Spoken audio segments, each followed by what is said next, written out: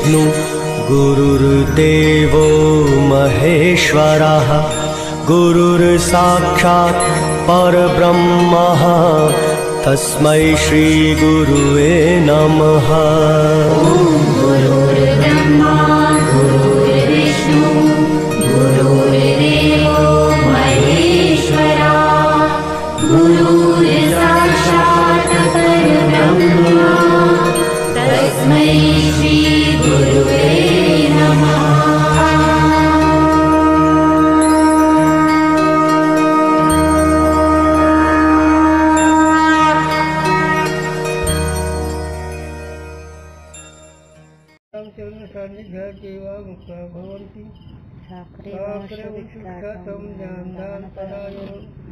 विनायकं गुरुवन्दे भो वन्दे विद्महे ज्ञानप्रकाशनशोधनमृतं अद्वैतभावपुटितं बुद्धिरहोस्य ज्ञानेश्वर भगवान् अवतीर्णे श्रीरंगनाथ गुरुराज नमोस्तु तुभ्यं। जो सुख नित्य प्रकाश विभू नाम रूप आधार मती न लखे जिही मती लखे सोमय शुद्ध अपार अब्दी अपार स्वरूप मम लहरी विष्णू महेश विधी रवि चंदा वरुण यम शक्ती धनेश गणेश च्या कृपालू सर्वज्ञ पूज्य धारत मुनि ध्यान तापो होत उपादी ते मोमे मिथ्या भान हे जिही जाने दिन जगत मनहु जेवरी साप नसे भुजग जग जिही लहे सोहम आपे आप बोध चाही जाको सुकृती भजत राम निष्काम सो मेरो हे आत्मा काकू करू प्रणाम। आत्मा में जाति आश्रम अवस्था का अध्यास कर्म का हेतु है। कशाचा? जाति आश्रम अवस्था का अध्यास कर्म का हेतु है। हो हो कर्म तेच कळलं नाही ना।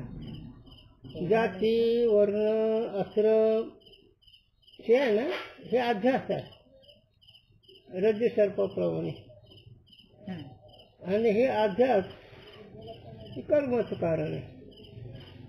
जातीचं कर्म वेगळं आश्रमाचं कर्म वेगळं आणि काय दुसरे अवस्थेचं कर्म वेगळं पण हे अध्यासच आहे। हे अध्यास आहे आणि अध्यासामध्ये 3 कर्म आहेत जाती अवस्था आणि आश्रम। आश्रम म्हणजे ब्रह्मचारी ग्रस्त असण्याचे वानप्रस्थ याचं कर्म वेगळं आहे। आश्रम नर देहाला आश्रम पशुला आश्रम नाही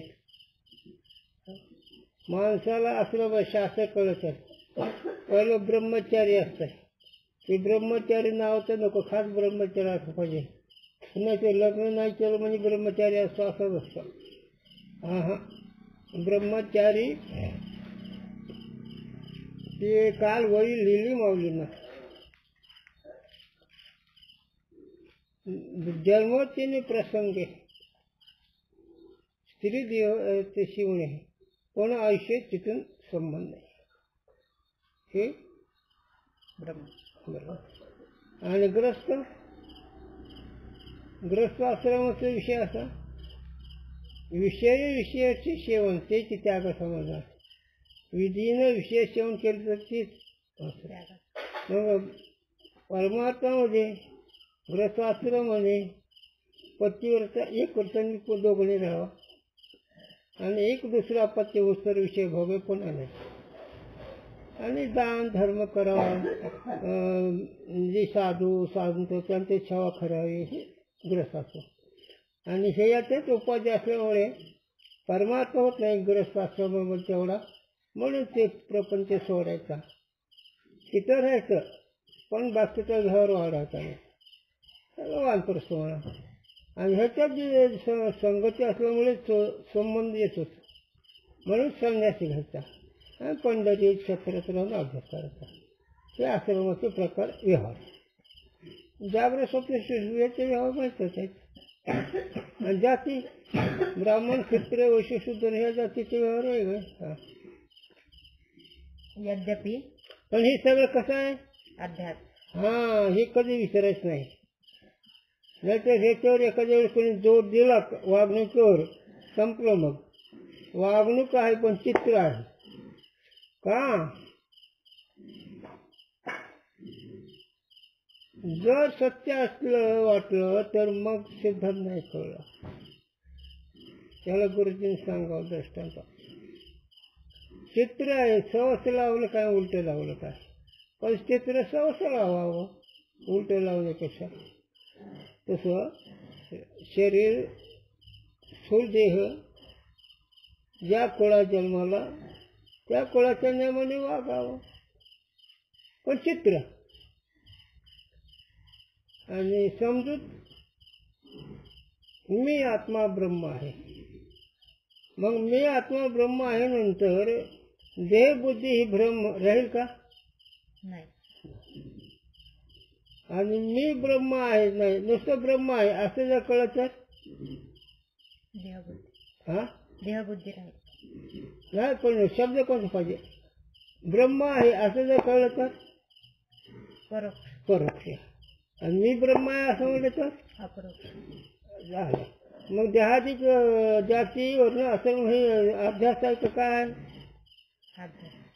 म्हणजे हे कर्माचे काढण्याचं अभ्यास असला तरी कर्माचं काढणं वरच्या यायला लागलं का?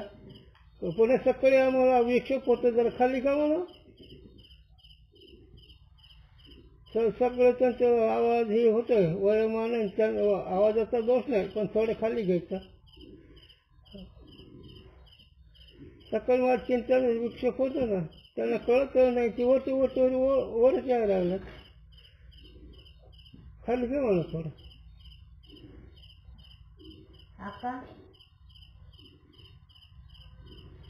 आमच्या परमार्थ काही किंमत नाही घरच्या लोकांना. नाही इकडे जाईल त्यांना ऐकू येईना. तुझी अक्का आवाजच काढते. सांगताय ना जोरात. खाली घे थोडं, खाली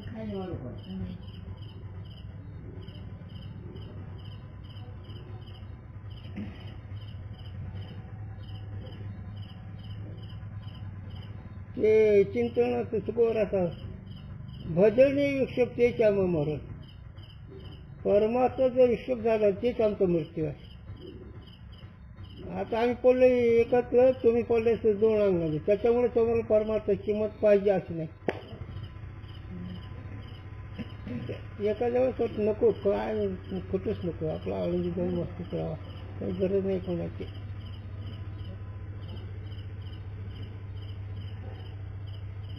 एक तासभर जर निवांत नाही तर काय म्हणतो चला तसं होणार. नाही पटलं की आळंदीला जाणार, पहिलाच मी त्या घेऊन. परमात्मा भीड नाही कोणाचं आपल्याला. आईचं आयुष्यभर मग कोण नाही पाहिलं. तेव्हा म्हणून होतं आई तो रामकृष्णारी म्हणून मी सगळं करतो, सगळी सेवा केली मी, पण बोलणं नाही. आजारी पडले ते लुगडं धुतले, गुळगहाण काढले आईचे, ते काही उपकार नाही मी केलं त्यांच्यावर, कर्तव्य चुकलं नाही पण बोलणं नाही. त्यांनी सगळं सोय केली, पण त्यावेळी जुने माणसं होते. रंगनाथ परत जुना माणूस व्यवसाय म्हणून थोडा, तर त्याने पाहिल्यानंतर पोरं कपडे धुतो बा आईचे धुणं.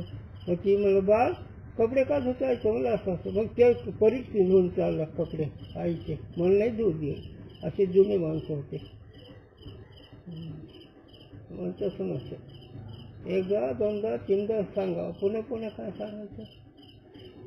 परमार्थच नाही उपयोग कोणाचं. चला, म्हणून जाती आश्रम आणि अवस्था हे कर्माचे कारण आहेत. आणि हे पुढे जातं खुशमोज केली ही अध्यास आहे. अध्यास म्हणजे कर्माला सुद्धा प्राधान्य नाही. चित्रातल्या गंगेने किंवा मृगजलाने किती गाव वाहवले, दिसायला कर्म आहे का नाही. आता याच्यामध्ये पण थोडं सूक्ष्म विषय,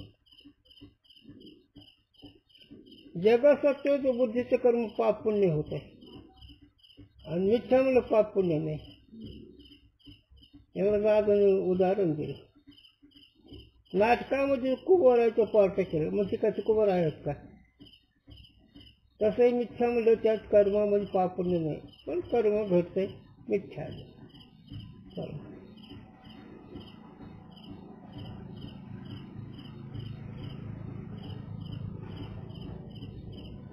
यद्यपि जाति आश्रम अवस्था देह के धर्म है और कर्मिकु देह में आत्मबुद्धि है नहीं. आणि ज्ञानी पुरुषाला देह बुद्धी नाही, देहाच्या ठिकाणी आत्मबुद्धी नाही, आहे का नाही?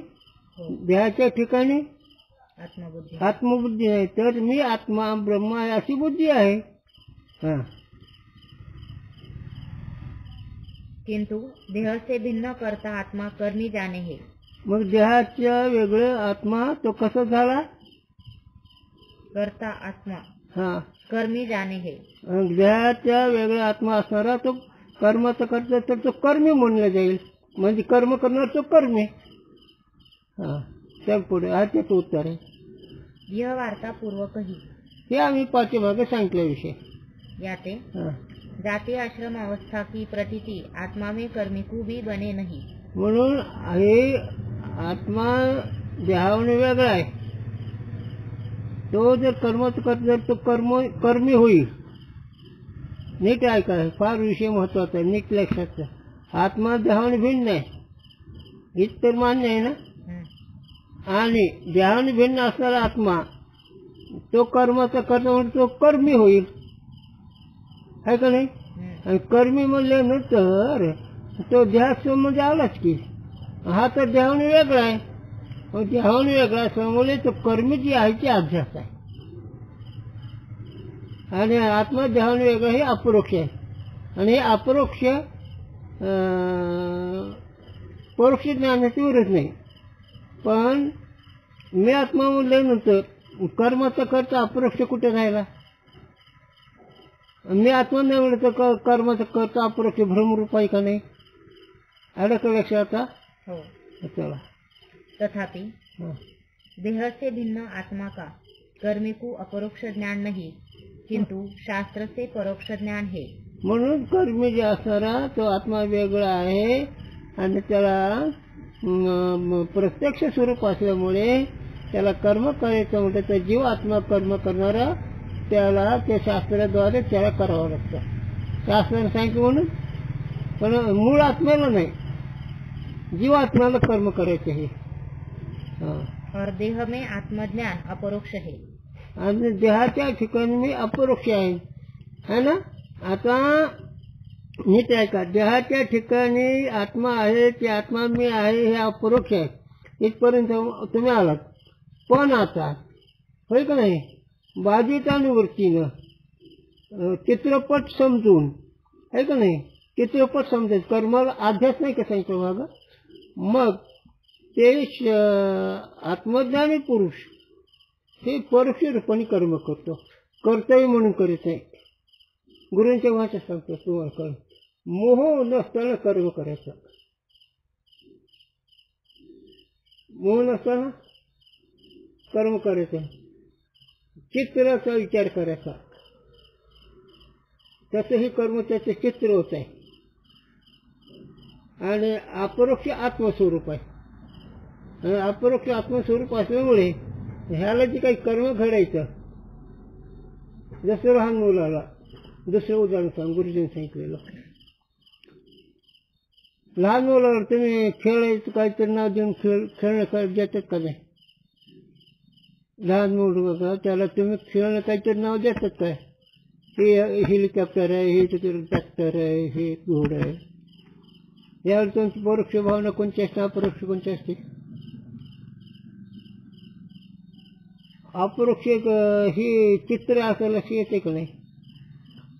मग आता हे चित्र जे आहे ते तुम्हाला परोक्ष आहे का अपरोक्ष आहे? हे नाव सांगणं, हे चित्र आहे, हे घोडा आहे, हे ट्रॅक्टर आहे, ही बुद्धी आत्मदृष्टीने तुम्हाला वेगळं आहे का तुम्ही आहे ते वेगळे, म्हणून ते परोक्ष झालं. आणि अपरोक्ष बुद्धीनिष्ठ आत्मज्ञान. मग आत्मज्ञानी पुरुषाला कर्म करणे परोक्ष आहे,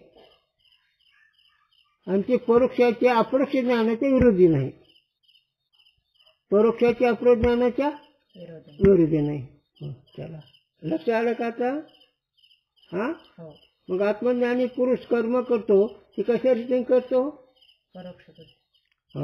का बरं? परोक्षामध्ये कर्तव्य बुद्धी नसते आणि अपरोक्षामध्ये तसं गुरुजींनी सांगावं. प्रपंच नंबर 2 मध्ये करावं गड्यासारखा आणि परमात्मा मालकासारखा करावा. मालकासारखं म्हणजे हिचं काय आलं? अपरोक्ष. आणि गड्यासारखं म्हणजे काय आलं हिचं? परोक्ष. परोक्ष. मग आता तसं प्रपंच जे करतात हे साधू संत कर्तव्य म्हणून करतात, मोह नाही. आणि जेव्हा कर्तव्य कळत नाही नुसत्या मोहाने दुःख भोगतो. का? देह बुद्धी असल्यामुळे. मग भ्रमकाळी देह बुद्धी अपरोक्ष भ्रमकाळी आणि भ्रमनिवृत्त काळी देहाचा जे कर्म आहे जातीचा असो अवस्थेचा असो तेव्हा जातीवर आश्रमाचा असो हे सगळं परोक्ष आहे. कारण तो तिथं नाही म्हणून. आणि परोक्ष कर्म अपरोक्ष ज्ञानाच्या विरोधी नाही. मग आता आम्हाला सांगा दुःखाचं अपरोक्ष ज्ञान कोणतं आहे आणि सुखाचं अपरोक्ष ज्ञान कोणतं आहे?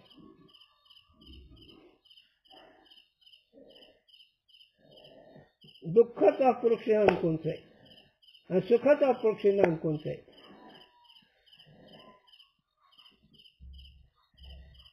दोन अपरोक्ष सांगा, मग त्याच्यातला निवड आम्ही सांगू पुढे.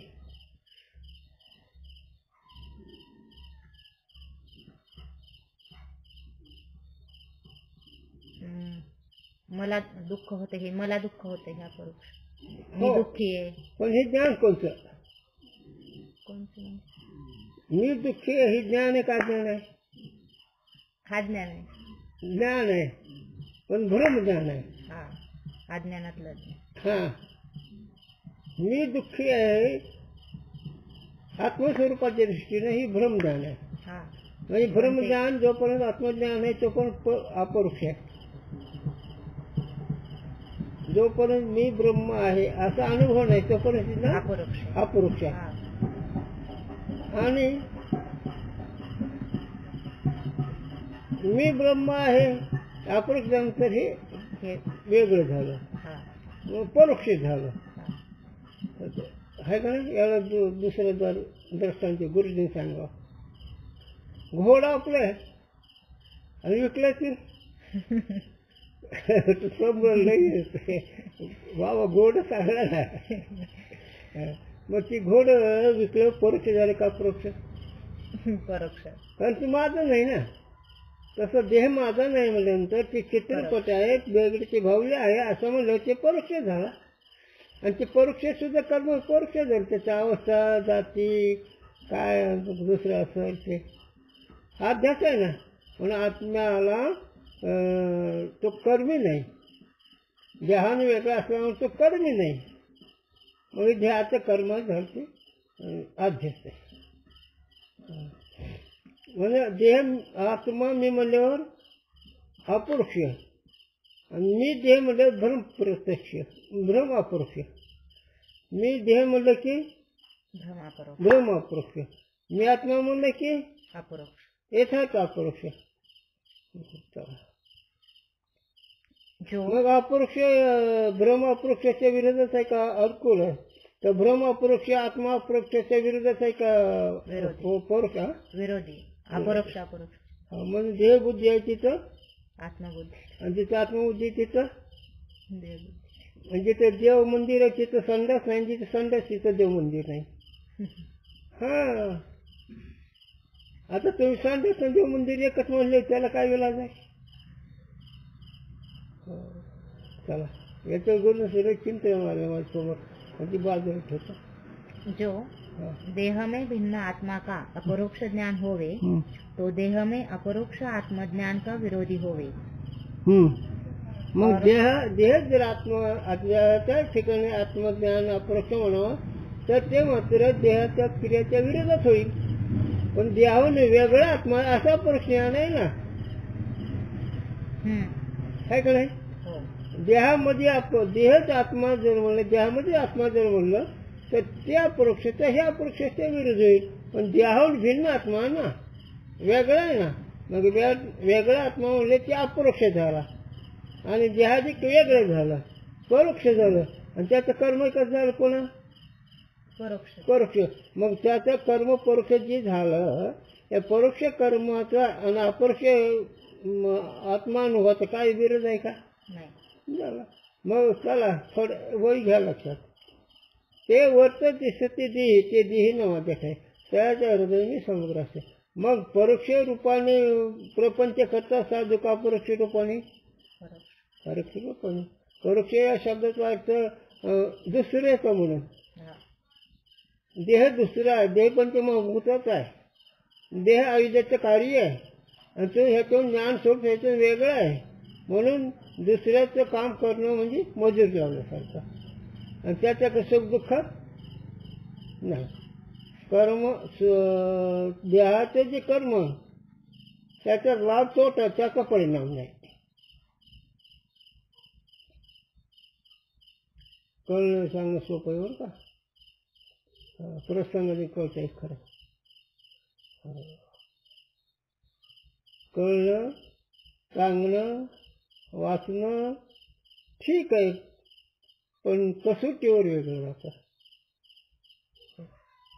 परोक्ष म्हणल्यानंतर त्याचा आपला संबंधच नाही ना.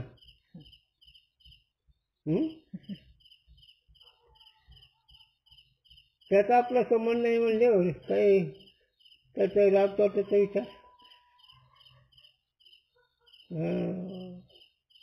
आणि माझे गुरु म्हणायचे, वाचलेलं बोलतो रागूसारखं, परिस्थिती कशी आहे म्हणून साधू मरणी शूर रणी. कधी साधू मृत्यूच्या वेळेस कळावं. हे बोलत असेल ना ठीक आहे, नसल्यापेक्षा कोणाला माहीत नाही म्हणून वर्षाचं, कोणाला माहीत असल्यामुळे बोलता येतं. पण चाचणी मग साधू मरणी आणि शूर रणी. हो चला.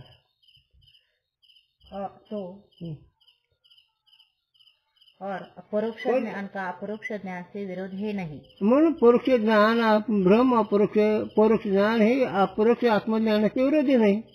याते देह से भिन्न कर्ता आत्मा का ज्ञान और देह में आत्मबुद्धि दोनों एककू बने हैं. हाँ, देहाहून आत्मा वेगळा आणि देहामध्ये आत्मत्व दोन्ही एकाला बनतात. जरी एकाला बनलं तर समजूत वेगळी आहे, समजूत वेगळी आहे. दोन्ही जरी एकत्र असले तरी समजूत आत्मा देहाहून वेगळं ही एक समजूत.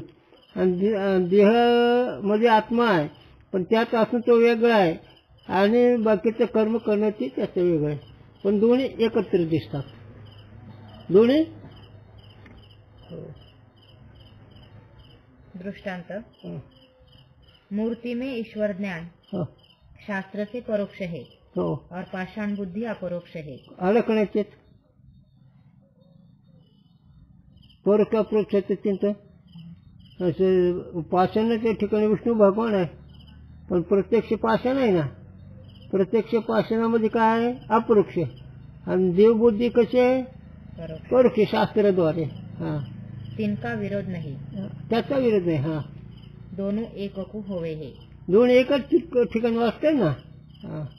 और रज्जु में जाकू सर्प से अपरोक्ष भेद ज्ञान है ताकू अपरोक्ष सर्प भ्रांती दूरी होवे है. हो, आणि त्या रज्जूच्या ठिकाणी ज्याला रज्जू प्रत्यक्ष झालं अपरोक्ष झाले त्याला सर्प नाही. सर्प नाहीच ना. यह नियम सिद्ध याते यह नियम सिद्ध हुआ अपरोक्ष भ्रांति का अपरोक्ष ज्ञान से विरोध है. आलं कसं शेवटी आम्ही काय सांगितलं आतापर्यंत? अपरोक्ष भ्रांतीच्या विरोधी अपरोक्ष ज्ञान आहे. अपरोक्ष आत्मज्ञान हे अपरोक्ष भ्रांती ज्ञानाच्या विरोधात आहे. परोक्ष नाही. परोक्ष करता दर्शन कोणता? मूर्ती आणि पाषाण. हे तर परोक्ष अपरोक्ष दोन्ही राहतात. आणि रज्जूचं ज्ञान झाल्यानंतर तिथं रज्जू भ्रांती ज्ञान नाहीच होतं, नुसतं रज्जू. तसं मी आत्मा सच्चिदानंद आहे असं ज्यावेळेस पूर्ण ज्ञान झालं त्यावेळेस देहाधिक जगत नाही. आणि देहाधिक जगत नाही ही परोक्ष ज्ञान आत्मा अपरोक्ष ज्ञानाशी विरोधी नाही. रज्जूचं प्रत्यक्ष वेळेस सर्पाची प्रत्यक्ष जाऊ नाही. तसं आत्मा मी आहे असं, आत्मा सच्चिदानंद मी आहे असं म्हणल्यानंतर देहाधिक प्रत्यक्ष नाही, ते परोक्ष झालं. आणि ते मूर्तीच्या वेळेस पाषाणीची मूर्ती तिथं दोन्ही आहेत, परोक्ष आणि अपरोक्ष. अपरोक्ष काय पाषाण नाही, परोक्ष काय देवबुद्धी. शास्त्र देवबुद्धी आहे. शेतकरी काय करायला लागले, डोकं जागर असलं तर ज्ञानच साधन आहे मोक्षाचं. त्या ज्ञानाचा खुलासा आहे. आत्मा सच्चिदानंद ही एक ज्ञान आहे. आणि मी करता मी भक्त स्त्री पुरुष जाते ही एक ज्ञान आहे. आता मी करता जन्म मरण ही एक भ्रमज्ञान आहे. आणि मी आत्मा साक्षी द्रष्टा सच्चिदानंद ही अपरोक्ष ज्ञान आहे. मग मी अपरोक्ष या ज्ञानाने, मी आत्मा अपरोक्ष या ज्ञानाने देह अपरोक्ष राहत नाही. ते कसं ठरतं? ज्ञानाच्या दिसून मिथ्या. त्याला चरण सांगा बरं तुम्ही, त्याला प्रमाण सांगा. माऊलीचं ज्ञानोबराचं प्रमाण सांगा. नाही सांगतो, मी सांगतो की, पण बघा प्रयत्न करू. त्यात मिथ्या लिहिलंय आणि द्रष्टा बी लिहिलंय, त्या चरणात आत्मा बी लिहिलंय. सोपं निर्णय म्हणतो आम्ही. कुणाचे गणगोत कुणाचे माया, मृगजल वस जाईल लया, बेगडाची भावली अवराची सावली. आहे का ना मिथ्या? पहिलं चरण काय मला हे हे येत होतं, पण ते पहिलं चरण त्याचं सांगतो तो. पण साथी आली ओळखा सारंग धरू, नाहीतरी संसार जाईल आहे. ए गेल्या जेव्हा तो हे साथीला आला, तुझ्या पेठाला आला. हे मानव जे एक पेट आहे, मानव जे एक वर्ग आहे, त्या वर्गाला तू आलास. मग तू काय कर, ये साथे आलिया, तू आलास ना इकडे, ओळखा सारंग धरू. मग सारंग ओळख, सारंग बळकडे जा, तिकडे कोण पुन्हा पुन्हा काय ओळख. नाही तरी संसारू जाईल. कोणाचे गणगोत कोणाचे मायबाप, मृगजलोक जाईल. बेगडाची भावला बरं सावली, आहे का नाही? बेगडाची भावली आणि दगडे सावली. मनुष्य तर आहे का आयुष्य आहे त्याला.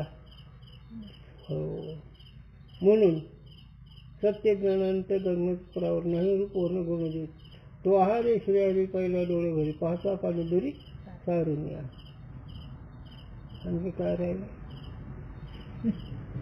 आता राहत नाही. पाहता पाणी दुरी तो आहारे स्वरूपात.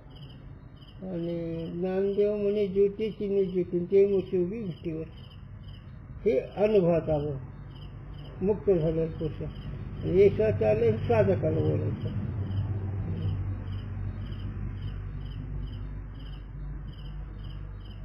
ज्ञानदेव पाहता पाहिजे स्वप्न केलं. हां, तिथं असं लिहिलं शेवटं अभंगाचे शेवटे चरण.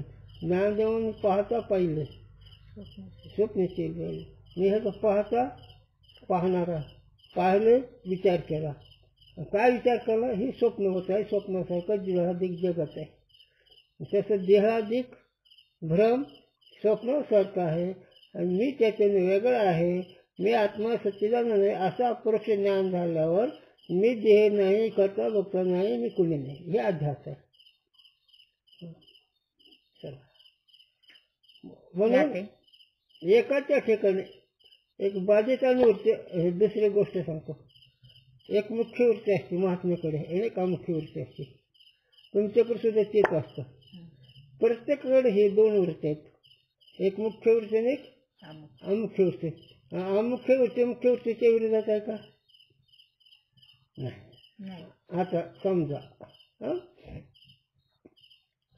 तुम्ही मुख्य वृत्तीनं तुम्ही एक मास्तर आहात, ठीक आहे. मुख्य वृत्तीनं तुम्ही मास्तर आहेत. मग विद्वत्तेच्या पदवीनं मास्तर का देहाच्या पदवीनं? विद्वत्तेच्या पदवीनं हे आहेत मास्तर. आणि देहबुद्धी मास्तर बुद्धी आहे का? मग देहबुद्धी मास्तर बुद्धीच्या परोक्षमध्ये आहे का नाही? आणि मास्तर बुद्धी ही अपरोक्ष आहे. तसं आत्मबुद्धी कशी आहे? अपरोक्ष. आणि देहाधिक बुद्धी कशी आहे? परोक्ष. मग परोक्ष आत्मबुद्धी अपरोक्षाच्या विरोधात आहे का? नाही. चला याते म्हणून देह से भिन्न आत्मा का परोक्ष ज्ञान और देह में अपरोक्ष ज्ञान बने है. म्हणून भ्रांतीकाली आत्मज्ञान देहावने वेगळं हे परोक्ष ज्ञान आहे, आणि देहाच्या ठिकाणी आत्मा समजणं हे अपरोक्ष ज्ञान आहे. सो दोनों कर्म के हेतु है. दोन्ही कर्माचे याच्या अस्तित्वामुळे कर्मचा हे होतंय ना. आत्मा देहावने वेगळा जरी असला पण त्याच्या सत्तेने हे कर्म होते ना. आणि जीव आत्मा देहाच्या ठिकाणी आहे. हा. देह से भिन्न भी कर्ता रूप करिके आत्मा का ज्ञान कर्म का हेतु है. आणि देहावून आत्मा वेगळा जरी असला ते कर्माचं कर्ता ही कारण आहे. सो कर्ता रूप करिके आत्मा का ज्ञान भ्रांति रूप है. आणि आत्मा वेगळा आहे आणि तो कर्ता जर मानलं तर ते कोणतं ज्ञान आहे? भ्रांति. लक्ष आलं का? पक्क लक्ष आलं का? आत्मा देहाने वेगळा आहे असं निश्चित जर झालं तर त्याच्या ठिकाणी कर्तव्य पद घातलं तर ती भ्रांती रूप आहे. मग आत्मा कर्ता आहे का त्या ठिकाणी कर्तव्य म्हणणं भ्रांती आहे. मग तुम्ही संकल्पाची दृष्टी आहेत का संकल्प आहेत? दृष्टी. मग दृष्टी करणार आहे का पाहणार आहे? पाहणार. मग कर्ता कोण आहे? मग संकल्प म्हणून म्हणा. द्रष्टा जर कर्म करता म्हटलं तर काय होईल? आत्मा कर्म करता जर म्हटलं तर काय होईल? आता भ्रांती होईल. मग आत्म्याच्या ठिकाणी भ्रांती नाही. और भ्रांति विद्वानों को है नहीं. हाँ हे तर वाक्य विसरायल्याशिवाय विसरायचंच नाही. भ्रांती कोणाला होत नाही? विद्वान को. विद्वान कोण? तुका म्हणे महापातके पतित होती जीवनमुक्त हेळा होते. जीवनमुक्त ही विद्वान. जीवनमुक्त पुरुष विद्वानाला भ्रांती होत नाही. काय भ्रांती होत नाही? मी देह नाही, मी कर्ता भोक्ता नाही, हे सगळे दृश्य आहे, हे सगळे अध्यास आहे. मी आत्मा सच्चिदानंद रूप आहे, एक आहे. देशाने कालाने पदार्थाने माझा नाश होत नाही, सत आहे. मी चिद आहे ह्याला प्रकाश करतो म्हणून. मी आनंद रूप आहे, मी एक आहे, मी असंग आहे, मी निर्विकार आहे, असं ज्ञान होतं. असं कळलं म्हणजे हे ज्ञान. आणि हे ज्ञान अवांतर प्रयोजन आहे का नाही? आणि त्या वस्तूची वृत्तीचा संबंध झाल्यावर परंपरेचं म्हणजे अत्यंत दुःखाची आणि परमानंदाची. आपलं शब्दांतर सोड पुढं बघ काय होतं ते. का याला एक सांग का? माझा ही तुम्हानाचा शब्द ज्ञान झालं हे निदानची केव्हा तरी प्रगट होईल. आणि ज्यावेळेस शब्द ज्ञान नाही त्याला आमची एक बोल नाही जात. आम्ही फिरलेली माणसं बोध आहे तिथे. मी माझ्याकडे होतो ते मी जरा तरुण असलं ते तरुण असल्यामुळे माझ्यावर ते ठेवलं नाही. तिचे काका होते काकाकडे पाठवलं. तिला माहीत असलं बोलणं एखाद्या वेळेस जय घनाला डेकनवाला येत होते सप्त्याला डेकरे महाराज. पण श्रीमंत माणूस असं नाही जास्त सांगतं ते मेला मग कळण्याकरता. मग त्याची माणसं रडू लागले. त्याला पोर बाळ नाही तर बनू कसे असू द्या अधिकारी असं नसेल पण संस्कार काय करतात. मी गेलो ना. मग मी गेल्यानंतर मग आम्हाला सगळे हे मोठे आणि बाबांचे गुरुबंधू असं म्हणून आपलं ठीक आहे. तर त्यावेळेस म्हणते बनू त्या ढेकळे महाराज माणसाला, काकू का रडतीस तू? काकाने ज्ञान सांगितलं सावडकं हो, रडू नको, रडले काय व्हायचं आता? त्याने ज्ञानेश्वरी सांगितली ते लक्षात ठेव. हे जोडं पोषित सांगत होते. पण याच्यातून एकच सांगायचे की संस्कार व्हायला जात नाही, डोळे का पुसणं, पण सांगितलं तर नाही तसं उपयोगाला पडेल. संस्कार केव्हाही ज्ञानोबारायचे विचाराचे संस्कार वेळेवर जागे होतात. चला मग आत्मा करता भक्त आहे का नाही? आणि आत्मा करता भक्त म्हणलं तर त्याच्या ठिकाणी काय होईल? भ्रांती होईल. म्हणून हे सगळं अध्यास आहे. और देह में अपरोक्ष आत्मबुद्धि होवे तब देह के धर्म जाती आश्रम अवस्था प्रतीत होवे. देहाच्या ठिकाणी आत्मा तो जर राहिलं तर मग हे सगळं त्याच्या अंगावर राहिलं, जाती आश्रम अवस्था. सो देह में आत्मबुद्धि भी विद्वान को है नहीं. मग देहाला आत्मा म्हणतच नाही, तो वेगळा आहे. म्हणून साक्षी मी झालो गुणाचा देखना, पण क्षण क्षण सांभाळतो साक्षी होतो आपला. आल्या गेल्यावर मी गजबज नव्हे म्हणे, फावळाच्या करू चेष्टा निश्चय भ्रष्ट बसू, क्षत्र क्षत्र ते जाणतात ते ज्ञानी. काय नाही. मग आता हे हसतंय कोण? कोणाला कळतंय? हसतंय कोण? कोणाला कळतंय? मन हसतंय. कळलेलं म्हणून हसतंय आणि कळलेलं म्हणाला जाणार साक्षी तो वेगळा आहे का नाही? किती तर केलं रे तुला कळायला, किती दान धर्म केला, किती गुरु सेवा केली. मग ज्ञान उभं राहायचे तुकोबारायचे उपकार आहेत बरं का. हे सगळे उपकार ज्ञान उभं राहाय तुकोबारा नातवारांचे उपकार आहेत, हे लक्षात ठेवा. कारण त्यांच्या उपकाराचे फेड नाही आणि त्यांच्या उपकारासारखं दुसरे उपकार कोणीच नाही करू शकत. चांगली जग म्हणून तू कोण नाहीच करणार आहे का? असं कोणता उपकार आहे तुम्हाला? आणि इकडचं जग म्हणून सिद्ध आहे का? ज्ञानोबा तुकोबाराचे विचार जर कळले तर जग म्हणून सिद्ध आहे का? काय विषय ते सिद्धच नाही वस्तू, त्याचा विचार करायचीच काय गरज आहे? रज्जूच्या ठिकाणी सर्प आहे का? सर्पाचा भ्रम आहे का नाही? तर स्वप्न म्हणजे तू राजा आहेस का भिकारी आहे? राजा असला तर तू नाहीस आणि भिकारी असला तरी ज्ञानदेव म्हणून पाहता पहिले स्वप्नाचे येईल. म्हणजे ज्ञानी पुरुषाच्या ठिकाणी देहापुरुष, देहाच्या ठिकाणी आत्मत्व नहीं।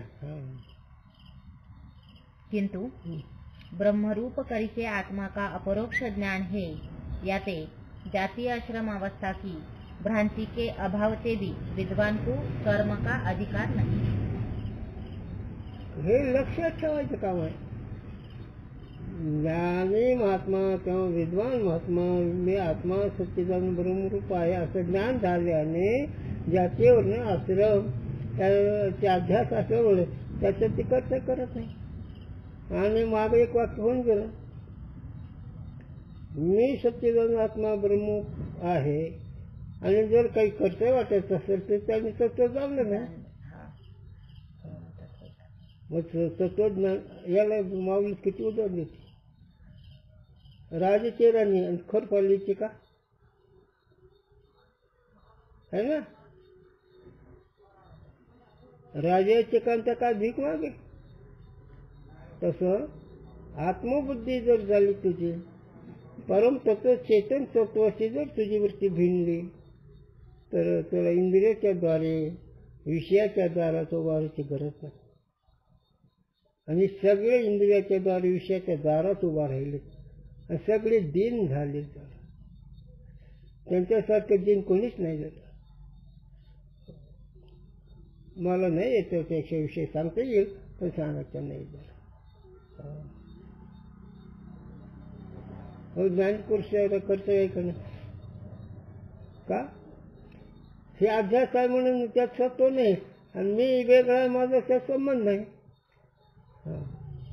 और उपासना भी मैं उपासक हूँ, देव उपास्य है, या बुद्धि से होवे है, सो विद्वान को उपास्य उपासक भाव प्रतीत होवे नहीं.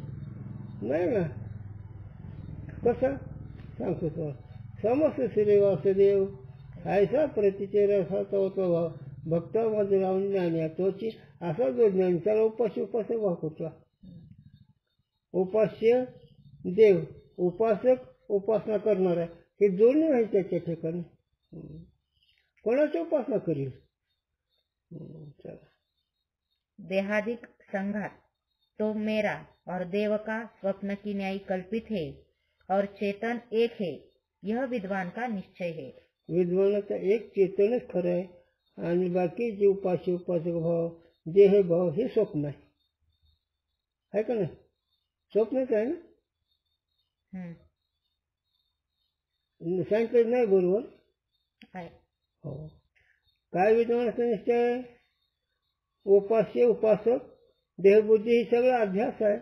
माझ्या ठिकाणी हे नाही, मी चेतन रूप आहे असा अनुभव आहे का नाही त्याचा?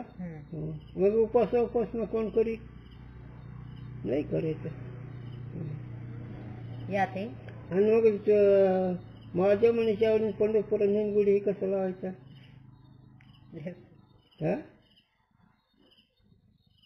तसंच आहे, ते कळलं पाहिजे. आमची करेल गुटी ऐशी झालीच नाही. वास्तुष्टामध्ये करते दितीच नव्हे. शंकर असो की विष्णू असो हे जर नाही कळलं त्याला म्हणते जरा डोकं जागे ठेव. आणि असं माऊली म्हणून ते म्हणते माझ्या मनीषावरून पंढरपुरा कशा करता आवश्यक व्हायला सांगतात तेच उत्तर. पडिले मी पार मोडू नये नाव मागील आधार होता. जरी ह्या नावेतून बसून तो पलीकडच्या कडेला गेला तरी नाव मोडू नको, कारण बाकी त्याला चाल. तसं तू जरी ब्रह्मानंदच राहिला तरी कर्म उपासना त्यांच्याकरता कर.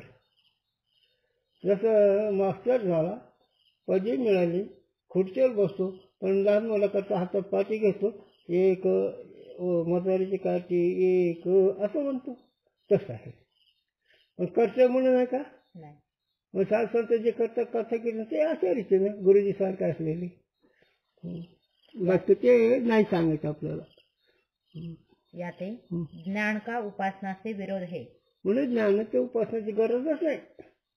और पक्षी के गमन का दृष्टांत बने नहीं. पाप करते तो रसादिल का नाही रे, दोन्ही पंखांनी पक्षी हे दृष्टांत पुरा नाही, ते बरोबर नाही. काहे ते? कारण पक्षी के तो दो पक्ष एक काल में रहे हैं, तिनका परस्पर विरोध नहीं. और ज्ञान का तो कर्म उपासना से विरोध है, एक काल में बने नहीं. कसं एका काली दोन राहतात?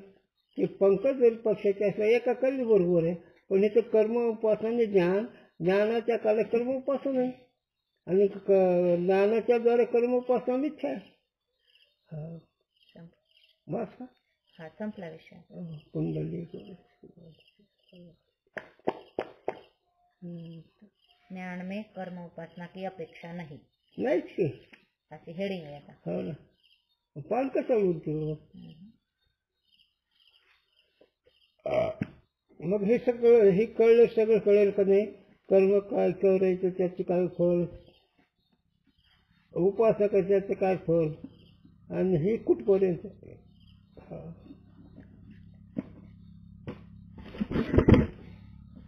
म्हणून महाराज बाबा नेहमी सांगत होते ही वेदांत ऐकण्याची मंडळी.